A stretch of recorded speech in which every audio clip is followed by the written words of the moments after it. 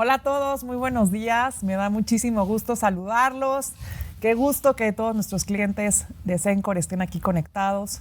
Bueno, pues mi nombre es María Arisa, soy directora general de Viva, la Bolsa Institucional de Valores, que es parte de Grupo Cencor, esta empresa que lleva más de 30 años en el mercado proveyendo infraestructura de mercados y de la cual soy muy orgullosa participante y bueno, pues la verdad es que nos da enorme orgullo además tener posición y presencia en América Latina y bueno, pues seguir construyendo una historia dentro del mercado de valores y dentro de la infraestructura de mercados de México. Y hoy quisiera presentarles a mis invitados. Vamos a platicar sobre nearshoring, que obviamente todos han escuchado, que es pues la tendencia más importante y la oportunidad de negocio que se presenta para México hoy, con más contundencia. Y la verdad que qué mejor que poder platicar de esto que con dos grandes amigos, pero sobre todo grandes expertos en esta materia. Les presento de mi lado izquierdo, Kenneth Smith. Él fungió como jefe de la negociación técnica de México para la modernización del Tratado de Libre Comercio de América del Norte, Telecán. Ha sido parte integral del equipo de negociaciones de México desde distintas instituciones gubernamentales e inició su carrera como parte del equipo que negoció el Telecán. Actualmente es socio de Agon, una consultora que brinda asesoría en competencia, regulación y comercio para México y LATAM, y se especializa en comercio internacional asesorando a clientes sobre aspectos relacionados con la implementación de diferentes tratados de libre comercio de los cuales México es parte. En particular, se enfoca en apoyar a clientes para identificar oportunidades de exportación, importación, inversión extranjera directa que ofrecen estos tratados y pues asesora a clientes que enfrentan barreras arancelarias o obstáculos técnicos al comercio, ya sea en México o en el extranjero, con el objetivo de desarrollar estrategias que le permitan incursionar en los diversos mercados internacionales en los que México goza de acceso preferencial. Ken es licenciado en Relaciones Internacionales y Economía por la Universidad de Georgetown y tiene una maestría en Economía Internacional por la Universidad de Johns Hopkins School of Advanced International Studies. Bienvenido, Ken, y gracias por aceptar la invitación. Gracias por la invitación. Y de mi lado derecho tenemos a Moisés Kalach. Él es vicepresidente de Grupo Caltex, empresa líder con más de 95 años de operación en América Latina en la fabricación de petroquímicos, hilados, tejidos, prendas de vestir y textiles para el hogar, además de retail y bienes raíces. Durante la última década ha sido un firme defensor de la promoción de las negociaciones de libre comercio de México como líder del sector privado mexicano y una voz clave con las autoridades gubernamentales y contrapartes empresariales en todo el mundo. Actualmente preside el Trade Working Group del US-Mexico CEO Dialogue, participa en el Comité Asesor para la Estrategia de América del Norte del Consejo Coordinador Empresarial y es miembro del Consejo de Administración Empresarial de Asociación Empresarial US-México. Presidió la renegociación de la Coalición Empresarial Mexicana para el Tratado de Libre Comercio de América del Norte, liderando un equipo de más de 400 expertos técnicos y su campaña de cabildeo para el Tratado de Estados Unidos, México y Canadá. De 2012 al 15, presidió la Coalición Empresarial Mexicana para la Asociación Transpacífico, una ambiciosa negociación internacional que estableció el marco para el acuerdo integral y progresista para la Asociación Transpacífico, vigente en México desde el 2018. También fue miembro del Consejo Asesor Empresarial de la APEC y actualmente es miembro del Comité de Alto Nivel México-China. Moisés es contador público por el Instituto Tecnológico Autónomo de México, completó una maestría en Administración de Empresas en el Instituto Panamericano de Alta Dirección, el IPADE, y pues también ha asistido a importantes programas en diferentes universidades en los Estados Unidos. Bueno, como pueden ver, no podemos estar mejor acompañados.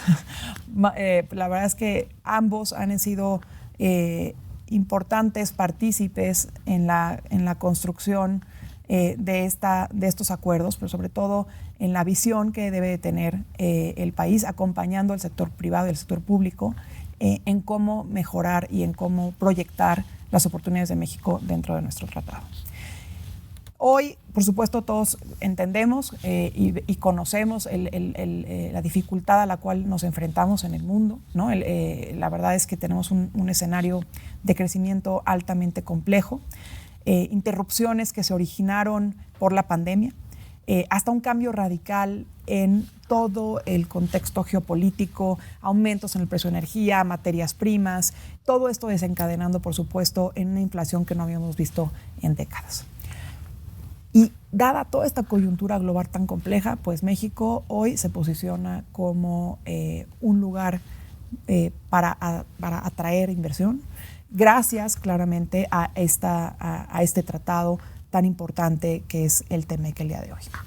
Y obviamente el objetivo de esto es generar una economía más competitiva, más inclusiva, más sostenible en América del Norte, buscando que haya obviamente oportunidades para una prosperidad compartida de todos estos sectores y obviamente para nuestro país.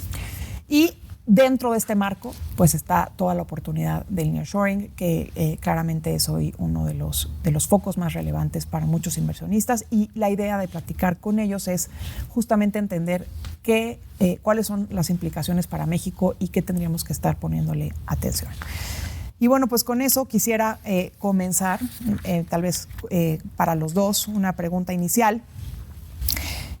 Dadas estas tensiones entre Estados Unidos y China, México claramente debe de posicionarse y tomar esta ventaja de promoción para el nearshoring. ¿Existe una oportunidad real para México a partir de este nuevo orden económico? ¿Puede aprovechar México el conflicto comercial entre Estados Unidos y China? Y la tercera, lo estamos haciendo. Quien quiera. Ken. Muchísimas gracias, María, nuevamente por la invitación. A mí me parece que no solo lo podemos aprovechar, sino lo estamos aprovechando. Es decir, ya tenemos una situación desde hace algunos años, cuando este conflicto comercial entre Estados Unidos y China inicia con la administración Trump, empieza a haber un cierre del acceso de productos, tanto terminados como insumos fundamentales para la manufactura en Estados Unidos, donde México empieza a tener un efecto de sustitución. Empezamos a sustituir a los productos chinos que ya no pueden entrar al mercado estadounidense, y en 2021, cuando empieza a crecer nuevamente la economía después de la pandemia, vemos una entrada muy importante de productos mexicanos en manufactura principalmente, y nos posicionamos como el principal socio comercial de Estados Unidos prácticamente durante todo el año pasado. Este año estamos alternando mes con Canadá como el principal socio comercial de Estados Unidos, y yo sí creo que tanto el conflicto comercial entre Estados Unidos y China, la situación a nivel internacional que estamos viendo, los conflictos en Europa, la guerra en Ucrania, y una situación de inflación e incertidumbre a largo plazo, hace que países como México, Canadá y Estados Unidos, que han construido a lo largo de 30 años este mecanismo, este esquema de libre comercio, puedan fortalecer su posición trabajando de manera conjunta, es decir, profundizando la integración en América del Norte y de manera conjunta enfrentando los shocks internacionales que se generan a través de estos diferentes elementos, es decir, el conflicto comercial con China, los conflictos que estamos viendo en Europa. Y yo creo que México está siendo un lugar muy atractivo para recibir inversión. Estamos viendo las cifras de más de $35 mil millones al cierre del 2022.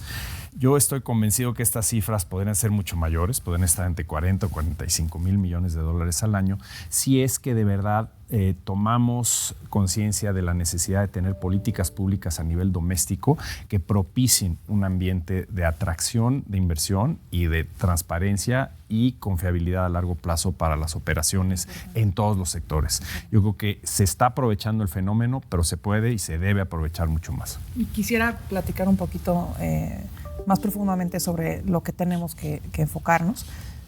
Moy, Saque, ¿estamos aprovechando esto?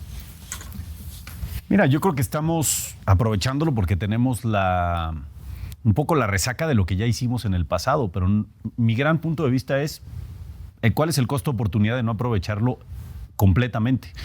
Cuando estos tratados se fueron tejiendo, porque no nada más es un tratado, es importante mencionar, México tiene tratados con más de 50 países, que es una red de tratados que hacen que el atractivo de México para el mercado americano o para las cadenas de abasto que exportan vía el mercado norteamericano, también es muy atractivo para otras empresas que también quieren ir a Sudamérica o quieren ir de México hacia Asia, ¿no? Pero principalmente vía Estados Unidos. Entonces, esos 50 países con los que tenemos tratados comerciales, hay que aprovecharlos. Llevan el último tratado, pues bueno, ya tiene, que fue el TPP-11 o el que fue en Asia-Pacífico, que no lo hemos aprovechado gran cosa. Llegó en un momento difícil y principalmente porque salió a Estados Unidos.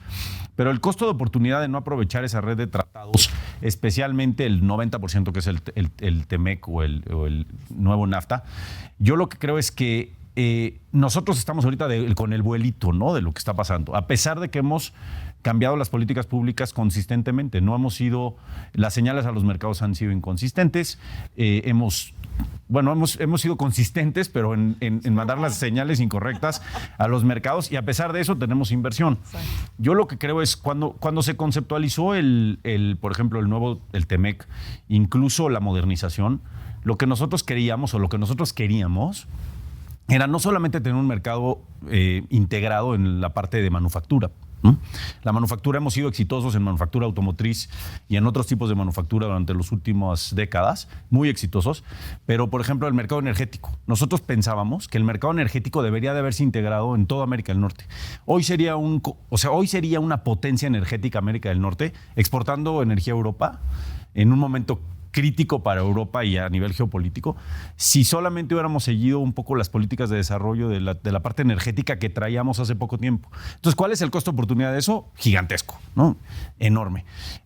¿Cuál es el costo de oportunidad de no tener políticas claras consistentemente? Tú no puedes estar controlando la inversión uno por uno, decirle, Ken, te voy a arreglar un traje a la medida. Hay muy pocos gigantes que les puede hacer un traje a la medida, pero tú necesitas que los mercados vean a México como una cosa consistente.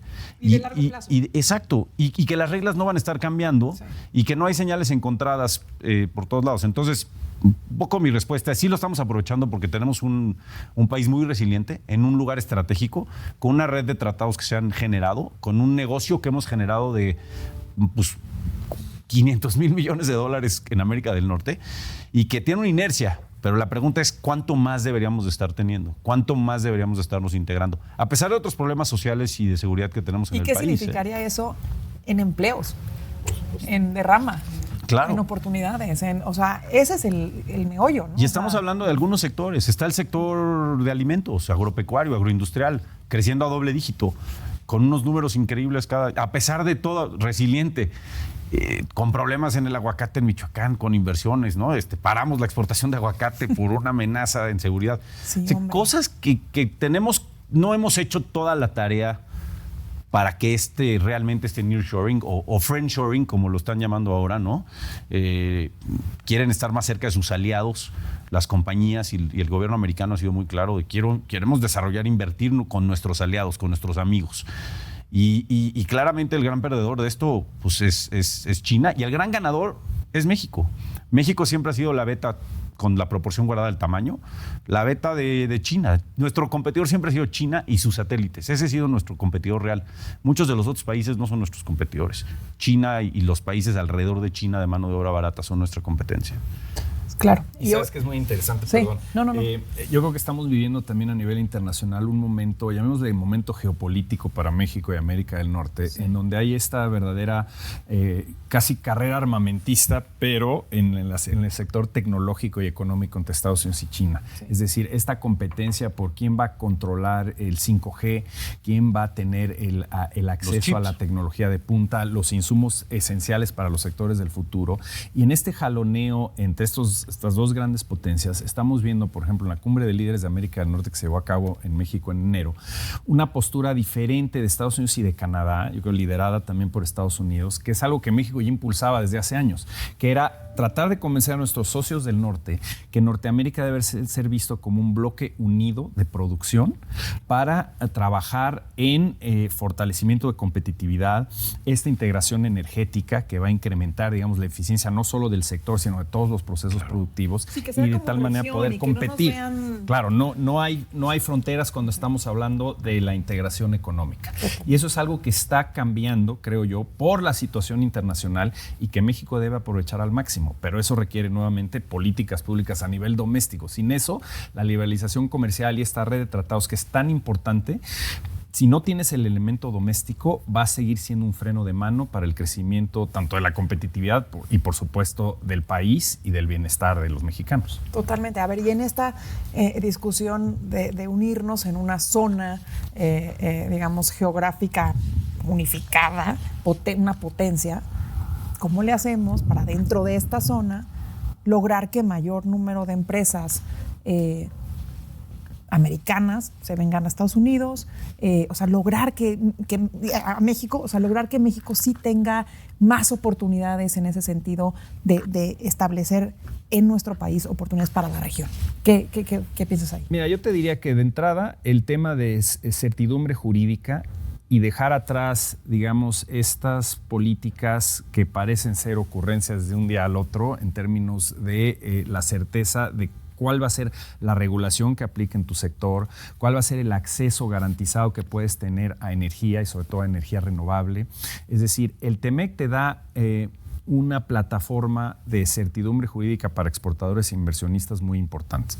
Pero en tu régimen doméstico, tú tienes que ser capaz de establecer políticas de desarrollo industrial, que son muy amplias, cubren muchísimas áreas, que van desde educación básica y avanzada, ligar los procesos de manufactura con los currículums académicos, como para replicar en todo el país lo que está pasando, por ejemplo, en el sector aeroespacial, en la zona de Querétaro, donde tú tienes ingenieros que están saliendo de las universidades, preparados con carreras específicas a lo que necesita el mercado. Estamos creando en más eso. Ingenieros que muchísimas regiones Así del es, mundo. lo estamos haciendo, pero seguimos siendo un país donde tienes diversos niveles de desarrollo y de avance tecnológico en ese sentido.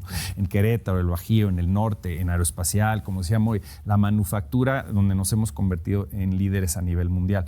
Pero hay muchos otros elementos: capacitación de la fuerza laboral, encadenamiento de las pymes, es decir, desarrollo de proveedores para que esas grandes empresas que se localicen en México puedan tener una proveeduría confiable y que den ese salto tecnológico.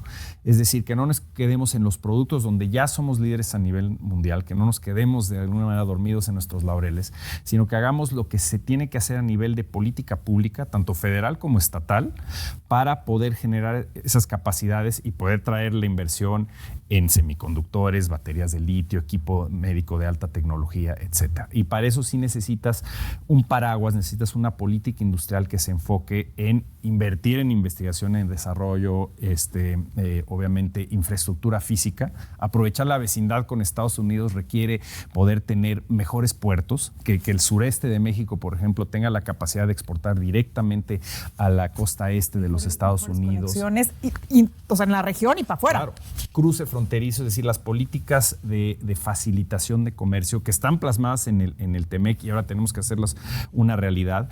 Todo eso que estamos hablando de política de desarrollo industrial requiere presupuesto. Desafortunadamente, lo que hemos visto en estos años de gobierno es una política de austeridad muy fuerte de manera horizontal, cuando yo creo que los recursos deben asignarse de tal manera que puedas dedicarle presupuesto al desarrollo de estos elementos de política industrial que te van a dar enormes beneficios a largo plazo. Hay que verlo como una inversión en el conocimiento, en las capacidades de tu fuerza laboral para atraer esta inversión en el futuro. Muy importante. O sea, y igual, Moy, quisieras agregar algo en este marco de ventajas que ofrece México. ¿Qué otras ideas se te ocurren que hacen a México competitivamente atractivo? Hay que aclarar que estoy totalmente sesgado del valor que tiene el TEMEC, porque sí creo que es demasiado importante y es un paraguas que no se está aprovechando, y yo sí creo que es el marco general de lo que deberíamos hacer. Totalmente. Como bien dijo que en la palabra es el TEMEC, lo que pretende hacer es dar certidumbre, decir, oye, mira, estas son las reglas con las que vamos a jugar. Podemos tener diferencias, hay un camino que podemos hablar de solución de una controversia, de qué camino vamos a tener cuando hay una diferencia, pero eso es una válvula de escape de problemas. Ese es el chiste de la solución de controversias, pero tienes que ser consistente. Si tú eres consistente con eso y las reglas son claras, los negocios, la inversión, lo que quieren son reglas claras, consistentes y que tengan una seguridad jurídica, ¿no? Después quieren talento. Tenemos gente valiosísima en México, mucho talento, muy, muy calificado, muy buena mano de obra. Y entonces tienes muchos elementos como para que esa inversión pueda venir, pero sí tienes que respetar ese marco jurídico de lo que representan las reglas.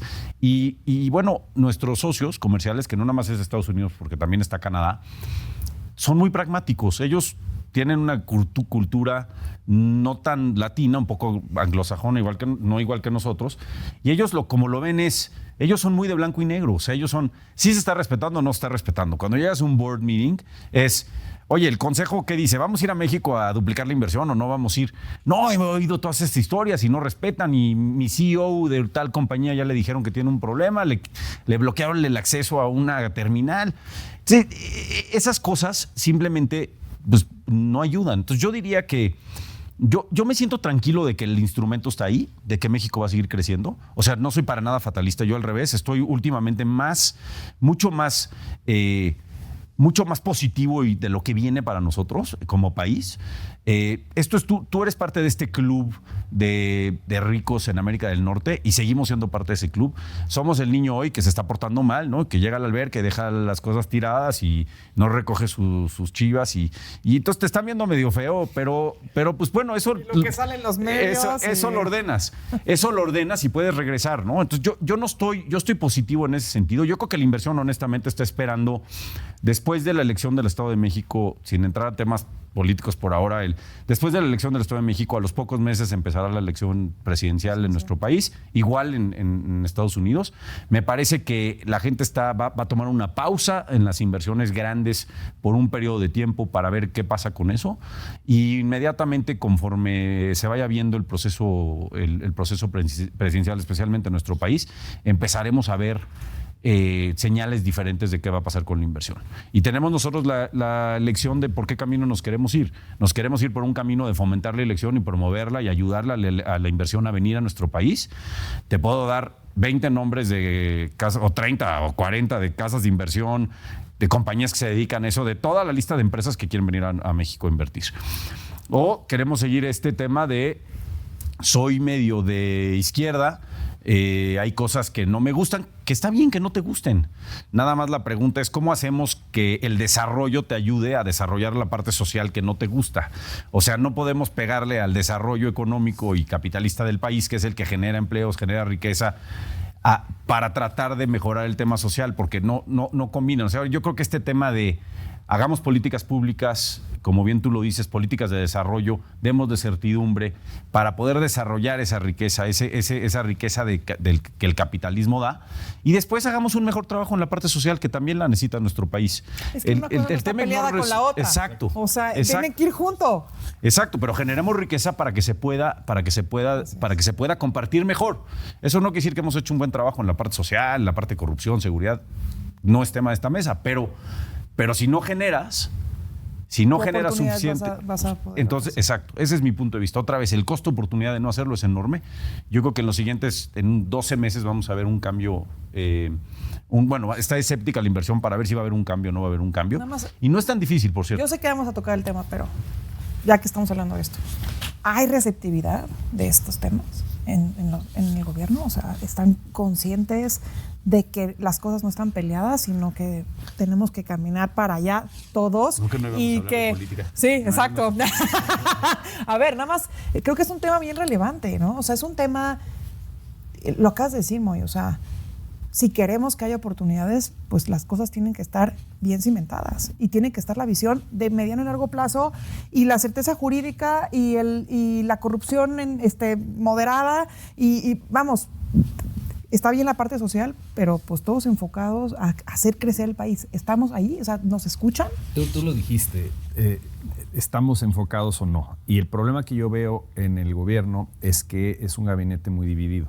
O sea, yo sí veo una postura, por ejemplo, de la Secretaría de Relaciones Exteriores, la propia economía, a pesar de que ha habido varios cambios, digamos, ahí en el liderazgo, posiblemente la Secretaría de Hacienda, con una visión de la importancia de la relación del TEMEC, es decir, con Estados Unidos y con Canadá como un ancla del desarrollo económico de nuestro país. Sin embargo, otras áreas del gobierno en el gabinete energético, en salud, llámese COFEPRIS, o en la Secretaría de Medio Ambiente, CONACYT, una visión diferente, esta visión que busca cerrarle espacios al sector privado, que crea un falso debate de lo que platicamos hace un minuto, en donde por supuesto que no está peleado el desarrollo económico y el bienestar de las empresas con el bienestar del pueblo. Es decir, está ligado. Las oportunidades de generar riqueza vienen de esta actividad del sector privado, obviamente aunado a las políticas públicas en materia de desarrollo económico, pero también social, educativo, etcétera, que impulsa el gobierno. Pero se ha creado en ciertas áreas del gobierno un falso debate donde el ir en contra del desarrollo empresarial equivale, falsamente, en mi opinión, a ayudar al pueblo. Entonces, esos jaloneos que vemos al interior del gabinete generan mucha incertidumbre, porque las empresas pueden ir un día a sentarse con la secretaria Buenrostro y tener un panorama muy amplio y positivo, creo yo, de su visión de lo que hay que hacer en materia de política industrial y el desarrollo económico de México, y al día siguiente ves el impulso de decretos, ya sea en la SADER o en COFEPRIS o en Semarnat, que bloquean esas oportunidades de cumplir con nuestros compromisos internacionales, pero también con nuestra propia ley.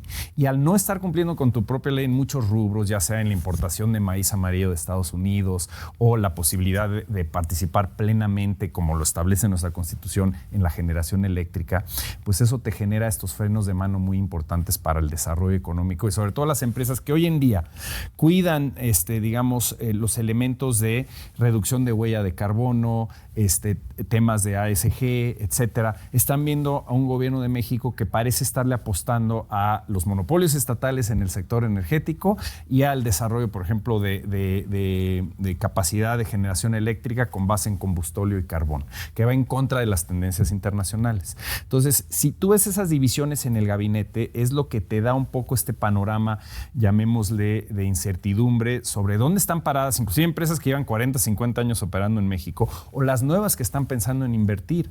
¿Dónde van a localizar sus procesos productivos para toda la industria de vehículos eléctricos en un futuro? México es naturalmente, digamos, el centro, el hub para eso, pero hay muchas preguntas en el aire sobre si vamos a tener suficiente electricidad, si va a provenir de energía renovable, etcétera, etcétera. Ese es el pecado mortal más grande que puedes hacer, el no subirte al tren de los autos eléctricos. No puedes ir en reversa. Sí, no puedes, te tienes que subir ese tren. Yo estoy totalmente de acuerdo contigo, Ken, en el concepto político que hagas decir el gabinete. Yo creo que hay una división muy importante y el presidente pues consistentemente está del lado más hacia la izquierda de los temas y me parece que por eso no han sido, yo creo que no hay consistencia, ¿no? O sea, tú podrías decir, por ejemplo, en los farm outs de petróleo, ¿no? Podrías decir, oye, simplemente no los vamos a hacer. Bueno, ok.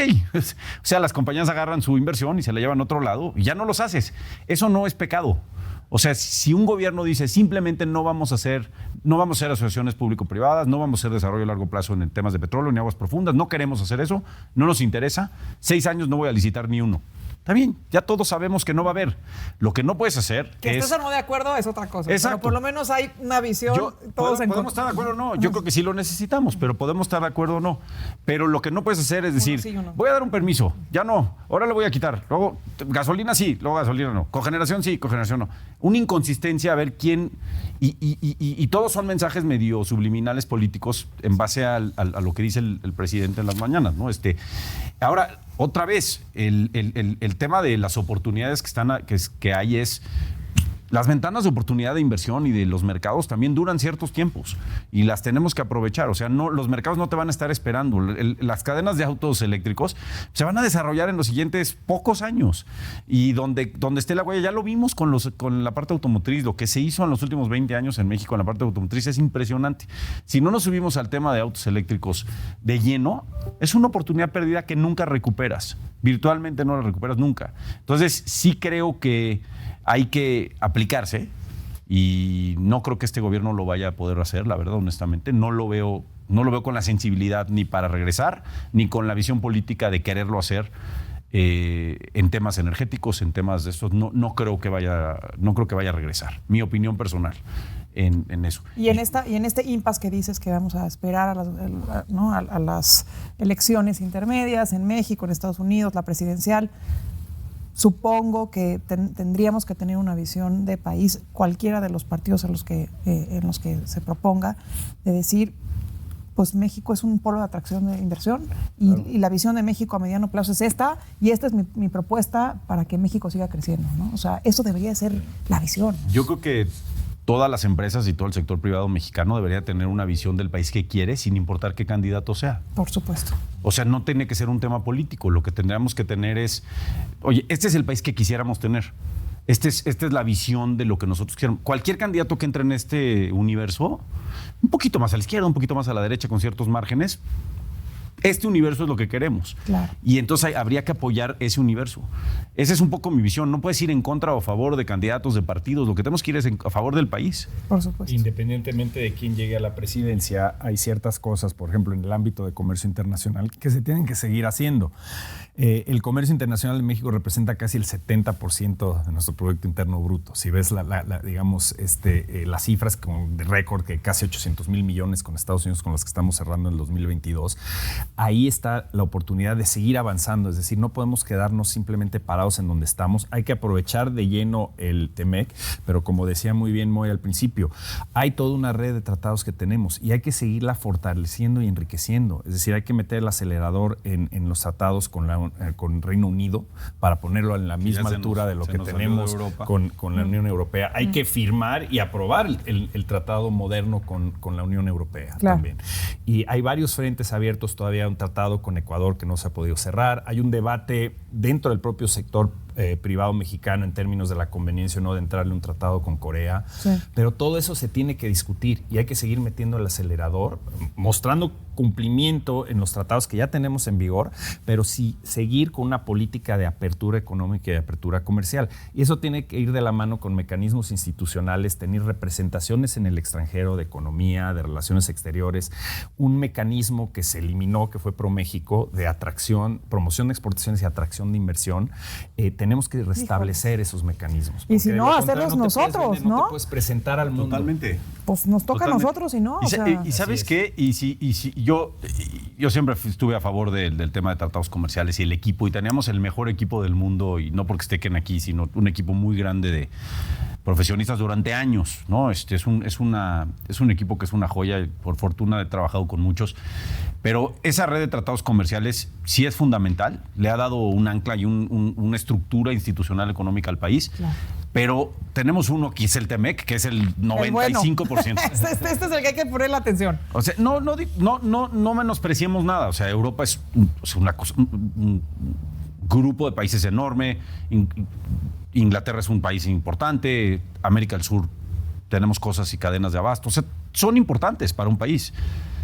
Pero aquí tenemos una cosa que es una cosa gigante, gigante. Sí. La demanda en Estados Unidos es gigante, y nos tenemos que enfocar a ello.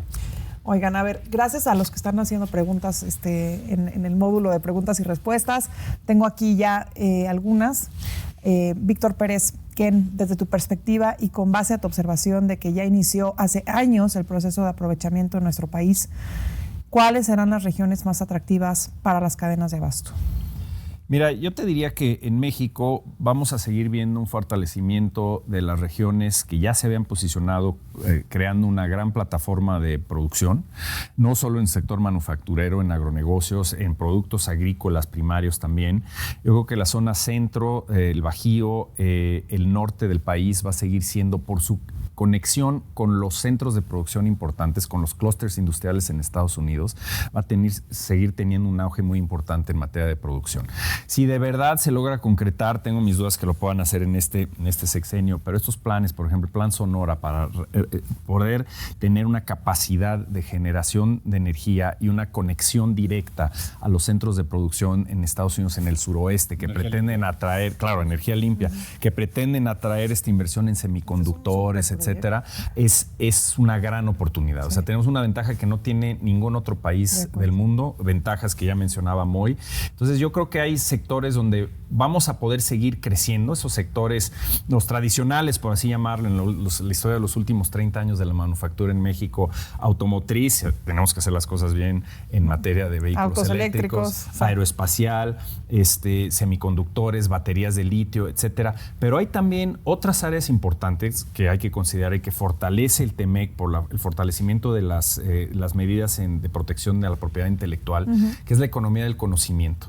O sea, lograr atraer más inversión en el sector farmacéutico, en la economía digital, toda esa parte de servicios, tecnologías de la información, computación en nube. Si tú ves a nivel mundial, hay muchísima inversión en los últimos 5 años en estos sectores y México puede ser un gran receptor de esta inversión y en todo el país. Y ahora lo que necesitamos en términos de desarrollo a largo plazo es ver cómo trasladamos todas estas ventajas competitivas que tiene el país al sur-sureste de México. O sea, ya hablábamos de la infraestructura portuaria que te permita a través del Golfo poder llegar a la costa este de los Estados Unidos, donde está concentrada la mayor densidad de población y el poder de compra más alto de Estados Unidos. Entonces, hay muchas cosas que se pueden hacer desde el punto de vista de infraestructura física. Como el Istmo. Exacto. Ese es un proyecto del Istmo que pueden desarrollar esas capacidades, pero necesitas generar infraestructura social también en el sur-sureste. Sí. Empresas como Driscoll's, NatureSuite y otros que están pensando en incrementar sus inversiones en el sur-sureste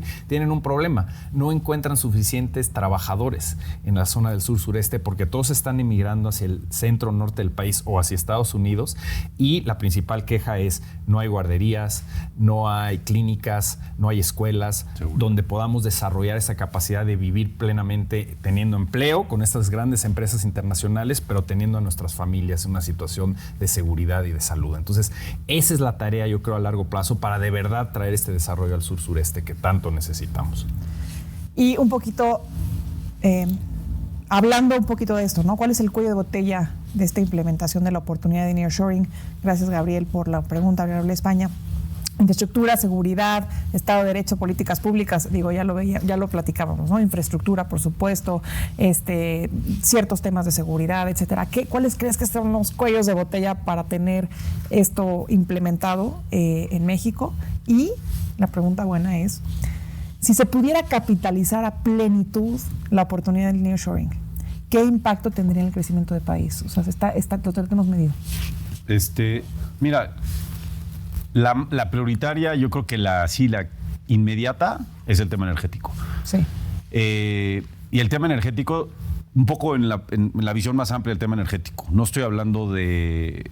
O sea, el costo energético hace que tu desarrollo... olvídate ya no nada más de la manufactura. Los parques industriales que se quieren poner en el país, hoy es difícil encontrar naves industriales en el norte del país. No hay suficientes naves industriales para las plantas que se quieren poner. Y los parques industriales no se están pudiendo desarrollar porque no tienen KBAs para ofrecer a las plantas que quieren venir. Entonces, el tema energético a mí me parece que hoy es la llave más importante de todo. No por la energía per se. O sea, no porque yo no quiero que Pemex saque más petróleo. No nos alcanza el presupuesto de nuestro país ni la tecnología para desarrollar la capacidad energética que necesitamos. Hablemos de electricidad y gas de entrada, que son parte importante para la manufactura y también para muchas partes del sector alimenticio. Entonces, para mí esa es la inmediata, ¿no? El tema energético. Y después lo que hemos venido diciendo, yo creo que sí tienes que tener una consistencia de ver las reglas, de ser proactivo para la inversión. O sea, qué bueno que estamos aquí sentándonos diciendo, no queremos tu inversión. O sea, ahorita que fue la trilateral, los empresarios vinieron, incluyendo un señor canadiense que dijo, mira, yo vengo de un consejo, tenemos todo este dinero y no lo vamos a meter en México porque nadie nos ayuda a tener reglas claras. Y mi consejo no me permite meterlo a México porque ya tuve un problema con un tema energético importante de unos ductos, ya sabrán qué empresas son. Y entonces dicen, pues perdón, pero tengo 5 años y no lo he podido terminar de arreglar mis otras cosas y no puedo traer esa inversión. Me encantaría venir a México, no me quiero ir a África, no me quiero ir a otro lado, quiero venir a México. Entonces yo creo que también tenemos que volvernos o sea, tener un marco legal, jurídico, tener una consistencia y un plan que es el TEMEC, que es el paraguas institucional, ser consistentes y luego atraer la inversión, ir por ella. O sea, nuestros competidores eventualmente también quieren la inversión.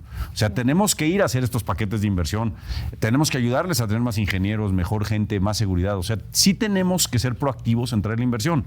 Hoy creo que estamos haciendo exactamente lo contrario. Es como decir, no quiero tu inversión ahorita, vete a otro lado. No lo pueden creer los empresarios, no lo pueden creer. Entonces yo creo que ese es el tema. Energía y Y luego todo esto que hemos hablado de políticas consistentes, mensajes consistentes a traer la inversión. Yo creo que la inversión está ahí, está deseable. Infraestructura básica para la gente. Infraestructura básica y no básica. Gran infraestructura también.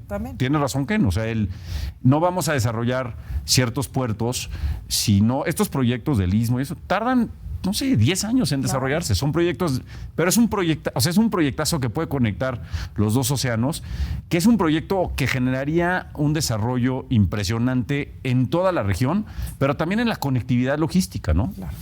Entonces, para mí eso es así por hoy. Y luego, pues, ahora sí que yo creo que no hay que dejar de lado que nuestro país necesita un enfoque social, que tenemos un problema de migración importante, que tenemos un problema de seguridad importante, que tenemos un problema de drogas importante, del cual tengo que aceptar que no soy ni conocedor ni experto de ninguno, pero que sí los tenemos que atacar porque nuestra gente y todos los mexicanos nos merecemos una vida mejor, pero sí creo que si dejas a la parte económica trabajando vas a poder tener mucho más receptividad y recursos para poder atacar estos problemas, ¿no?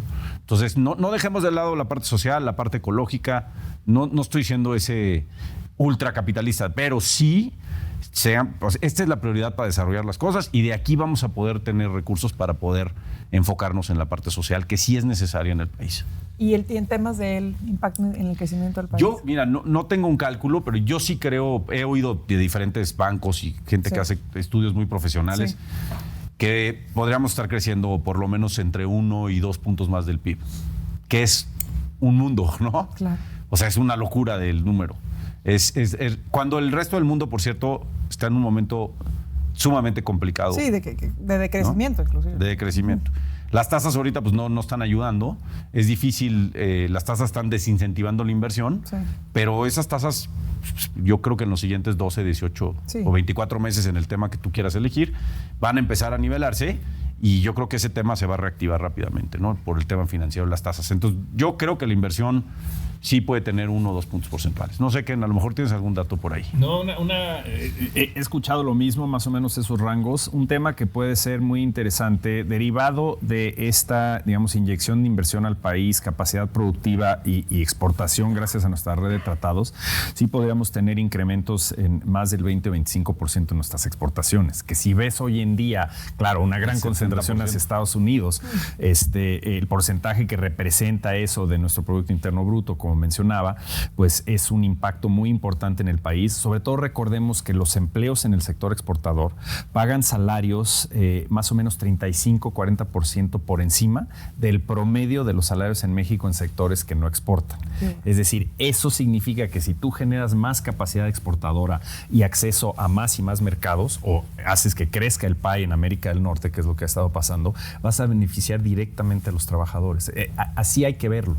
No son proyectos, no son esquemas, digamos, que favorezcan a las grandes empresas únicamente. Eso se traduce directamente en un bienestar de los trabajadores en la medida en que sigas construyendo estas capacidades hacia el futuro. Sí. A ver, aquí una pregunta, y si lo platicamos antes de entrar, de hecho. Estamos viendo una inversión extranjera directa como nunca habíamos visto, ¿no? O sea, es cierto, es un dato real. Inclusive, BMW acaba de anunciar una inversión de una planta en San Luis Potosí para autos eléctricos. Entonces, todo esto está pasando a pesar de lo que estamos comentando, de reglas claras, de certidumbre, de necesidad de una visión de mediano plazo, políticas públicas. ¿Qué opinión tienen? O sea, ¿cómo combinamos estas visiones, ¿no? O sea, estoy tratando dinero, como nunca inversión extranjera, lo platicamos. Son frutos de lo que hicimos Isaac bien. Marín. Son frutos de lo que sí hicimos bien. Son frutos de la consistencia de lo que hemos hecho a través de los últimos años y de esta estrategia de país de desarrollo, de compromiso con el comercio internacional. Nosotros somos campeones del comercio internacional. Somos un país que es campeón del comercio. Nadie, o sea, muy pocos países pueden presumir que tener lo que nosotros tenemos. Entonces, yo creo que estamos teniendo frutos de lo que sí hemos hecho bien. El presente, pues muchas veces depende de lo que hemos hecho en el pasado, pero si no hacemos lo que necesitamos hoy, nuestro futuro se va a ver peor. Y es un poquito lo que platicabas del costo-oportunidad. Exacto. O sea, claro que está llegando inversión, pero ¿qué más podría llegar? O sea, claro, podría ser 3 veces el tamaño. No, tú dijiste BMW, pero están todas las marcas viendo para poner plantas, integración de baterías de litio en México. Lo están analizando todas las plantas. Llevamos escuchando que Tesla viene a México, que si no viene, pues no ha venido. ¿Por qué no viene? O sea, ¿qué le falta a Tesla? Si quieren voy yo a convencerlo. Yo te acompaño.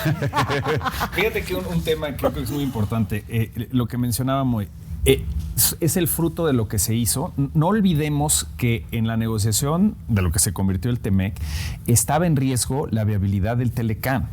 O sea, la administración Trump venía con todo, con el argumento de que este es un tratado que no había servido para los intereses de Estados Unidos, que había lesionado a la economía de Estados Unidos, a pesar de que no había ninguna evidencia empleos empírica. Y el desarrollo Así es. automotriz. Entonces había que salirse o cambiarlo radicalmente. Y lo único que les interesaba esta obsesión con el déficit, reducir el déficit con México, que por cierto está creciendo, pero eso no tiene un impacto negativo para nadie. Al contrario, está creciendo este pie comercial en América del Norte.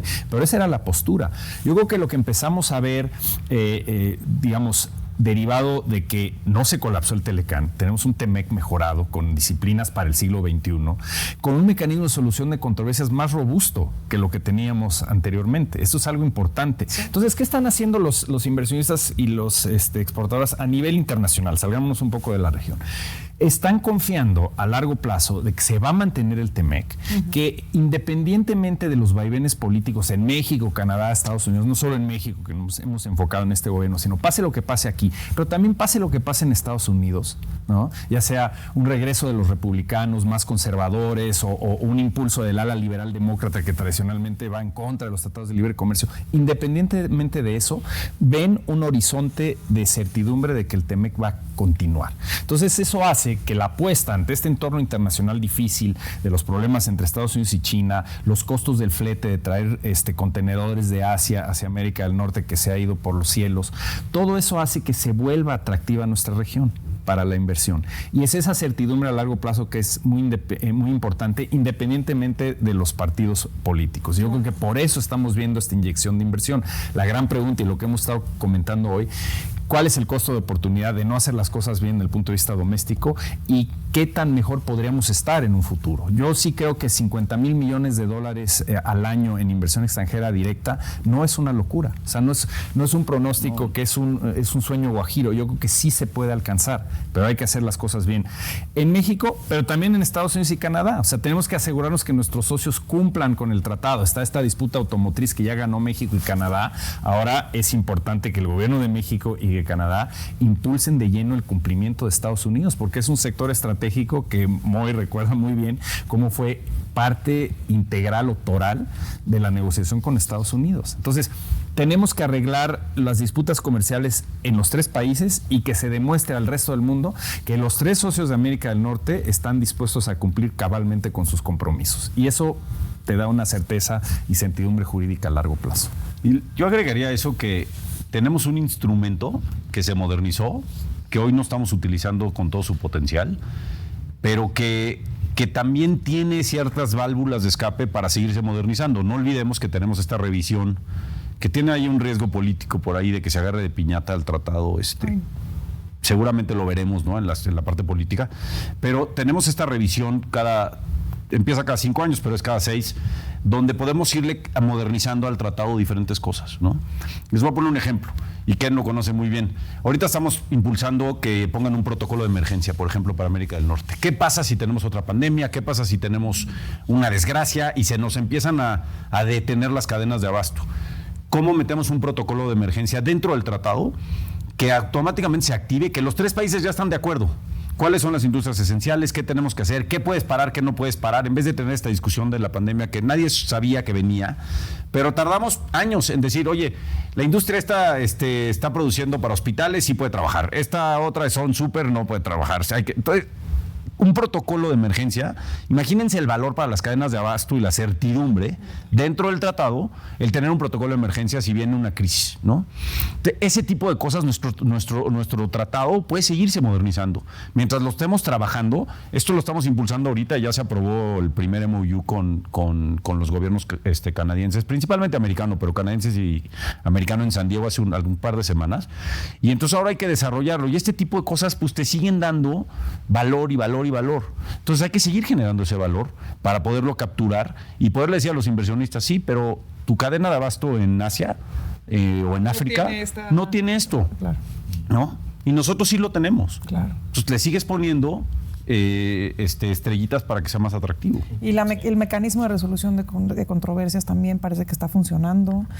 Son cosas que son importantes, ¿no? O sea, mientras la política no nos gane en temas ahí voy. ¿Qué va a pasar?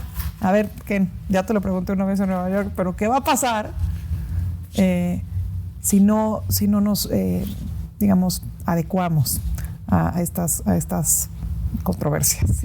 Yo veo, coincido plenamente con Moy que la revisión del 2026 es esencial y México debe ser proactivo para impulsar muchos temas, inclusive si vemos, yo creo que el ancla para que todo eso pueda suceder, o el pilar, los cimientos para que podamos seguir construyendo sobre el tratado, es la confiabilidad en el mismo, es decir, la capacidad de resolver disputas cuando estas suceden. Me preguntan a menudo, oye, se está colapsando el tratado, hay disputas en grandes sectores, y mi respuesta es al contrario. Como está diseñado el tratado, es justamente tener este espacio para tener un canal paralelo, una válvula de escape que permita resolver diferencias, aunque sean muy importantes. El sector energético, ¿cuánto vale? ¿Qué significa para la competitividad? Es enorme. El sector automotriz, el sector agrícola, esta discusión sobre maíz amarillo estadounidense y seguridad alimentaria. Son temas muy importantes que hay que resolver y el tratado tiene esos apartados, esos espacios para resolverlo de manera imparcial y de manera transparente. Ahora, ¿qué sucede? Estamos teniendo casos, sí se están formando los paneles, lo cual no se podía hacer plenamente en el Telecan, porque el país demandado arrastraba los pies y nunca acordabas a través de mecanismos burocráticos, no echabas a andar el panel. Hoy en día estamos viendo que eso no está sucediendo. Sí se están pudiendo echar a andar los paneles, tenemos ya fallos y ahora depende de los gobiernos. Tanto el demandado que perdió, en este caso, por ejemplo, en automotriz de Estados Unidos, de decir, sí voy a cumplir con lo que estableció el panel, y México y Canadá exigir una solución. Por otro lado, Estados Unidos y Canadá también tienen la responsabilidad, es un tema sistémico, como decía Moy, de nada me sirve que a una empresa le den un dulcecito, un permiso acá, o me soluciones el tema energético con curitas por aquí y por allá, a empresas grandes para bajar la presión política. Yo lo que necesito es una solución sistémica, es decir, que se cumpla cabalmente con el tratado. Si no se cumple, entonces sí, Estados Unidos y Canadá tienen la obligación de solicitar un panel y llevarlo a las últimas consecuencias. Que se cumpla a cabalidad del tratado, a los que más nos conviene es a nosotros. Pero por supuesto. O sea, tenemos todas las de perder. Cada vez que nos peleamos con Estados Unidos, tenemos todas las de perder. Por supuesto. Entonces, la solución de controversias y el tratado por sí, a los que más nos conviene son a nosotros. Claro. O sea, lo que hay que ver es que, bueno, hay veces te toca estar de un lado, como ganamos la automotriz con los canadienses, y ahora hay que exigirle a Estados Unidos que lo cumpla, y del otro lado te van a exigir lo mismo a ti. Y tenemos que cumplir. El mecanismo de solución de controversias funciona, es exigible, y si no hay unas acciones que los países toman. O sea, los países pueden tomar represalias. ¿Qué puede pasarle a México si no? Bueno, ahorita en el automotriz, ¿qué puede pasarle a Estados Unidos? Puedes tomar represalias. Hay un monto económico por el cual México puede tomar represalias específicas a exportaciones americanas a México. Les puede poner un arancel para recuperar lo que el panel dicte. Ahora sí. No sé si nos va a hacer más daño, hay que estudiarlo muy bien. Siempre esto tiene un tinte político, pero el tratado tiene el mecanismo para que se compensen estas cosas. Lo que yo creo que va a pasar es que los americanos y los canadienses van a decir, hay que cumplir. Vino el presidente Trudeau. Sí. ¿Tienes una foto por ahí? Sí. Y dijo, hay que cumplir el tratado.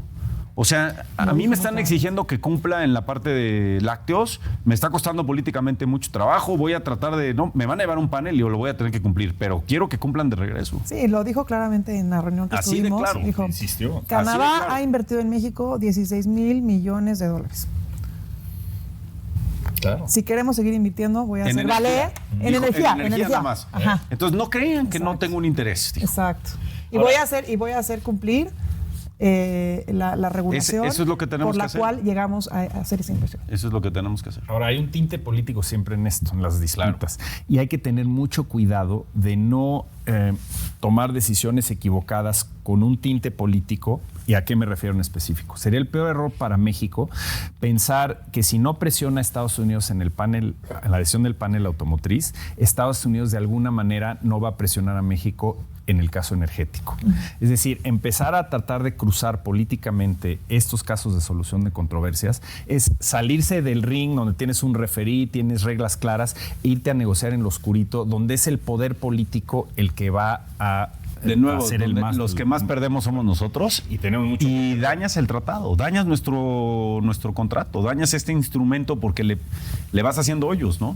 Así es.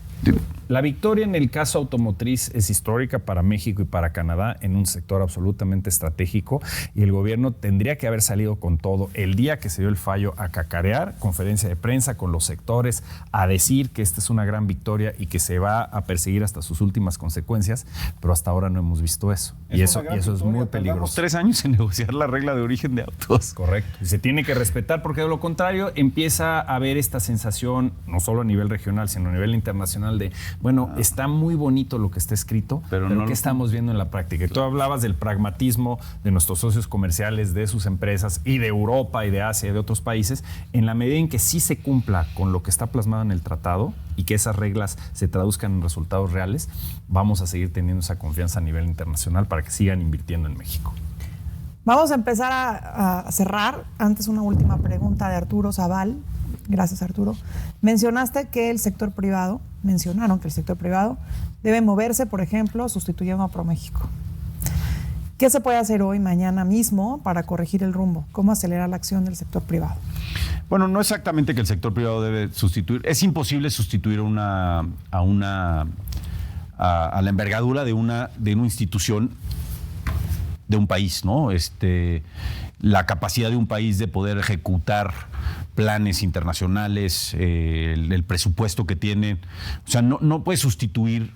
Yo no puedo hablar por México, el gobierno mexicano sí puede hablar por México. O sea, yo creo que no se puede sustituir. Pero sí combinar. Lo que sí podemos hacer, claro, es trabajar juntos y sin duda poder, mientras no lo tengamos, porque ya no lo tenemos hoy a ProMéxico, el sector privado podría hacer ciertas cosas que estamos empezando a hacer para que esa inversión se fomente la inversión. Ahora, si de nuevo tú no tienes influencia en las políticas públicas y no están claras, es muy difícil promover la inversión. O sea, nosotros estábamos listos para salir en una gran campaña de cabildeo, digamos, de negocios para promover la inversión, pero nuestros socios a los que vas a ir a ver, nuestros socios comerciales te van a decir, oye, ¿y las reglas? Sí va a estar claro, ¿no? ¿Y qué opina el gobierno de lo que estás haciendo? Entonces es muy difícil trabajar sin el gobierno. Lo que yo me refería es, yo creo que el sector privado tiene que estar preparado para hacer cosas sin importar que haga el gobierno. Una de esas es nuestras relaciones con nuestros socios comerciales en la parte empresarial, con las compañías, que entiendan cómo navegar en México, que nosotros tener nuestras propias relaciones políticas también para explicar lo que está pasando en nuestro país. Fortalecer nuestras cadenas de suministro, financiamiento. Tenemos mucho trabajo y eso hay que seguirlo haciendo para que nuestro sector privado pueda ayudar a que nuestro país se siga desarrollando y además genere más negocios para todo el sector privado en su conjunto. Pero necesitamos, lo ideal sería un país que nos podamos por lo menos tomar de la mano en ciertas cosas donde sí estamos de acuerdo, dejar a un lado donde no estamos de acuerdo, pero enfocarnos donde sí estamos de acuerdo y poderlo hacer. Es un tema pues complicado. En la negociación del TEMEC, así lo hicimos. Nos unimos para un fin común. Lo que no estamos de acuerdo lo dejamos a un lado y lo que sí estamos de acuerdo lo hicimos. Entonces el sector privado más el gobierno mexicano al mismo tiempo tuvo un impacto con una fuerza que nunca hubiéramos podido tener ninguno de los dos solos. Ese es el secreto. Y tienes mecanismos institucionales en el TEMEC y en la relación bilateral o trilateral que hay que aprovechar. O sea, tienes esta estructura entre CEOs de México y Estados Unidos, el US-Mexico CEO Dialogue, que se reúne 2 veces al año y hace recomendaciones al gobierno. Ahí es donde se tiene que fortalecer ese vínculo. María, que el gobierno lo tome como algo, por supuesto, ya lo sé. Ya está llevando. Y que en ese sentido el gobierno tome estas recomendaciones en serio y que se traduzcan en políticas públicas directamente impulsadas por el gobierno federal. Tienes la Alianza México-Canadá. En el TEMEC, un capítulo que pasa a menudo desapercibido y que es donde se pueden localizar muchas de esas iniciativas, por ejemplo, de coordinación en pandemias, de promoción, por ejemplo, del sector turístico, digamos, de desarrollo desarrollo empresarial, que es el capítulo de competitividad. Eso es algo que impulsó México junto con el sector privado, que tomó el liderazgo en ese tema, como en muchos otros, para impulsar esta visión de crear un paraguas al interior del TEMEC, que además de las reglas duras de comercio, que es, por así llamarles, que tengas un espacio de cooperación bilateral o trilateral dentro del tratado, y que las iniciativas que se echen a andar a nivel presidencial no fenezcan, no desaparezcan cuando hay un cambio de administración. Es decir, a lo largo de los últimos 25 años o 30 años del Telecan había iniciativas interesantes como la Alianza para la Seguridad y la Prosperidad, el inicio del DEAN, por ejemplo, en la administración anterior, que se suspendió cuando llegó Trump al poder. Entonces, para evitar eso, creas este ambiente, digamos, este paraguas con el capítulo de competitividad, donde puedes insertar muchas de estas iniciativas y también ahí tener elementos de promoción. Tienen que ir de la mano un mecanismo institucional del gobierno federal, una agencia para que vayan promover paralelo la a la vida política del pero país. organizarte con el sector privado. Que la parte técnica, toda la estructura técnica que hemos venido desarrollando se siga desarrollando y se mantenga. Y luego la parte política camine por su lado y a lo mejor use ciertas cosas y ciertas cosas no, pero que no se pierda la estructura y la envergadura de lo que tienes. Y ojalá y los equipos tampoco, porque esa es la forma de ejecutar o sea, el conocimiento son instrumentos sofisticados, son contratos muy sofisticados. Entonces necesitas tener para cada sector del país ciertas reglas, ciertos incentivos, ciertos temas de competitividad. Entonces, ojalá y pudiéramos tener esta infraestructura técnica, tecnológica que se mantenga un poquito al lado de la parte política, y eso sería muy bueno. Es un wishful thinking, no es tan fácil hacerlo. Yo creo que la parte política seguirá cruzándose, es un poco natural que se cruce. Ahorita tenemos un problema gravísimo, ¿no? El tema de migración o sea, Estados Unidos nos presiona para tomar ciertas decisiones de migración. ¿Qué le vamos a dar a cambio? Estamos negociando temas económicos, el tema energético lo estamos negociando contra el tema de migración. Es un tema 100% político. Y lo peor del caso es que nuestros socios comerciales, que creíamos que eran pues by the book, que deberían de cumplir el tratado, a lo mejor están dispuestos a decir, bueno, te voy a perdonar el tema energético porque traigo una bronca en el tema migratorio tan grande que ok, vámonos por ahí. Que a lo mejor, ojalá y no, pero eso sería lo peor que podríamos ver. Pues vimos ahorita al presidente Biden en el State of the Union.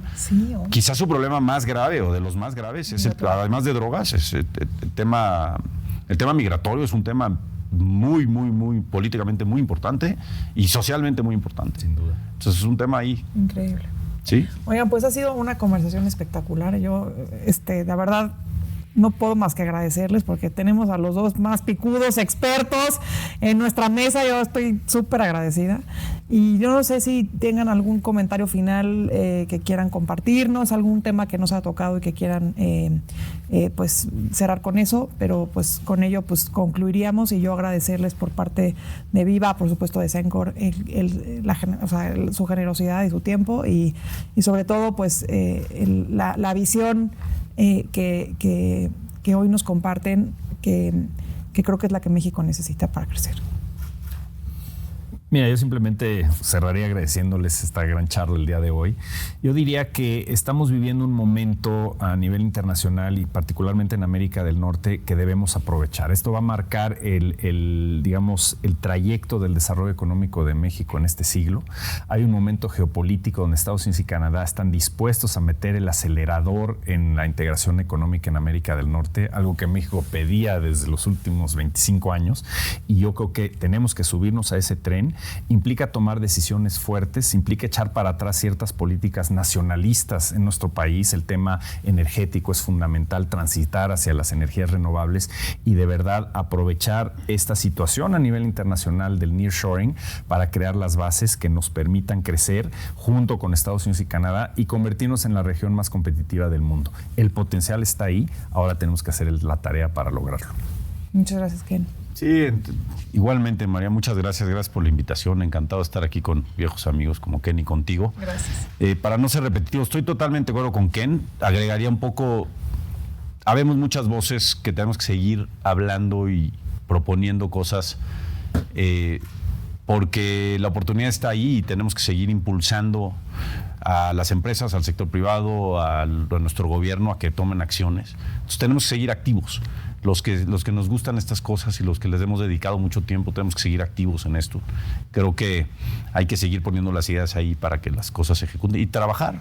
Nosotros seguimos trabajando, ahí está nuestra estructura, la estructura del sector privado. Estamos en Washington, seguimos haciendo cabildeo, vamos a Texas la próxima semana, estamos juntando a los, estamos juntando a los sectores privados otra vez, todo el tiempo. Seguimos tejiendo nuestras relaciones internacionales para estar listos. Cada vez más. Estamos en buenas manos. Pues muchísimas gracias a los dos. Gracias. Y gracias a todos por conectarse.